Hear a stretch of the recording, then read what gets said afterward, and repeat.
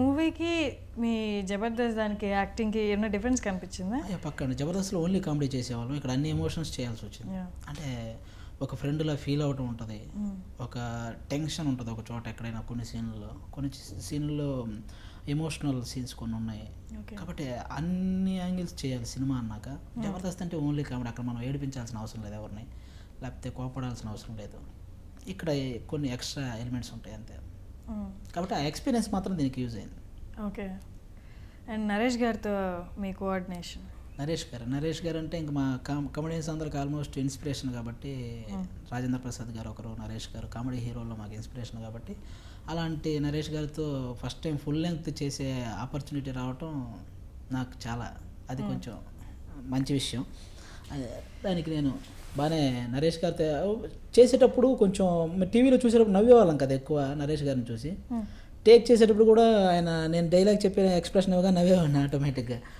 యాక్చువల్గా అది ఒక టేక్లో అయిపోవాల్సిన సీన్ 10-15 టేకులు పట్టేది ఒక్కోసారి. ఎందుకంటే నేను అనగానే ఆయన ఒక ఎక్స్ప్రెషన్ ఇస్తారని మైండ్లోకి వస్తేనే నవ్వు వస్తుంది. అలా నవ్వేసేవాళ్ళం కొన్ని సీన్లలో, సరదాగా జరిగిపోయేది షూటింగ్. అట్లా టేకులు ఎక్కువ తీసుకోవడం జరిగింది అది నవ్వడం వల్ల. ఓకే. అండ్ మిగతా కాస్ట్ ఎవరు ఉన్నారు? అవసరాల శ్రీనివాస్ గారు ఉన్నారు, ఆయన ట్రైలర్లో చూసారు. అవసరాల శ్రీనివాస్ గారిది కూడా మంచి క్యారెక్టర్, అది మనం రివీల్ చేయకూడదు, అది థియేటర్లో చూడాలి యాక్చువల్గా. ఓకే. ఆయన చాలా మంచి క్యారెక్టర్, సెకండ్ హాఫ్ అంతా ఆయనతో ట్రావెల్ చేస్తాం. ఇంకా సత్యరాజేష్ గారు ఉన్నారు, శివారెడ్డి గారు ఉన్నారు, పెద్ద పెద్ద తులసి గారు క్యారెక్టర్ ఆర్టిస్ట్ చాలామంది ఉన్నారు, తులసి గారు, సుధా గారు. సో పోను అది చూజీగా ఉంటారా స్క్రిప్ట్స్లో సెలెక్ట్ చేసుకోవడంలో, యాక్ట్ చేయడంలో? అంటే అన్లైక్ మీ టీం, మీతో వాళ్ళు ఉన్నారు కదా, అవును, మీ టీం వాళ్ళతో కంపేర్ చేస్తే మీరు కొంచెం చూజీయా? అంటే హడావిడిగా ఏది పడితే అది చేసే? అవునండి, పక్క క్యారెక్టర్ల విషయంలో అయితే చూజీగానే ఉండాలి పక్క. ఎందుకంటే ప్రజెంట్ అన్ని క్యారెక్టర్లు చేయలేము మనం కూడా, కొన్ని కథాపరంగా కానీ మన ఇంపార్టెన్స్ ఎంత ఉందనేది చూసుకునే చేయాలని అనుకుంటున్నాను. ఓకే. అంటే స్టార్టింగ్లో వచ్చిన ఆదికి ఇప్పటికీ తేడా ఏంటంటే అప్పుడు ఒక దాంట్లో కనిపిస్తే చాలు అనుకొని ఇప్పుడు ఇంపార్టెన్స్ ఉండాలి అన్న. ఓకే. ఎందుకు వచ్చింది ఈ కైండ్ ఆఫ్ రియలైజేషన్? అంటే మీ పక్కన వాళ్ళని చూసి వాళ్ళు ఏదో ఒక క్యారెక్టర్ చేసి తర్వాత ఇబ్బంది పడి క్యారెక్టర్ రావడానికి? అట్లానే కదా, మనం ఇదే ఫీల్డ్లో ఉండాలని ఫిక్స్ అయినప్పుడు ఖచ్చితంగా ఇంపార్టెన్స్ ఉన్న క్యారెక్టర్లు చేస్తేనే ఉండగలుగుతాం. ఓకే. ఏది పడితే అది చేస్తే మళ్ళీ బ్యాక్ టు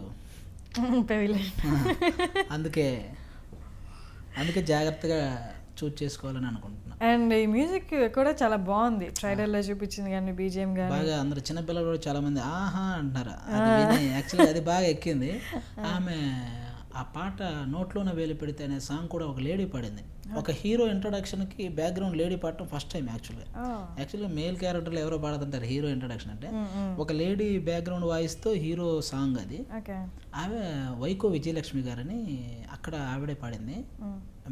అక్కడ ఏంటంటే ఆవిడకి కళ్ళు కనిపించవు యాక్చువల్గా.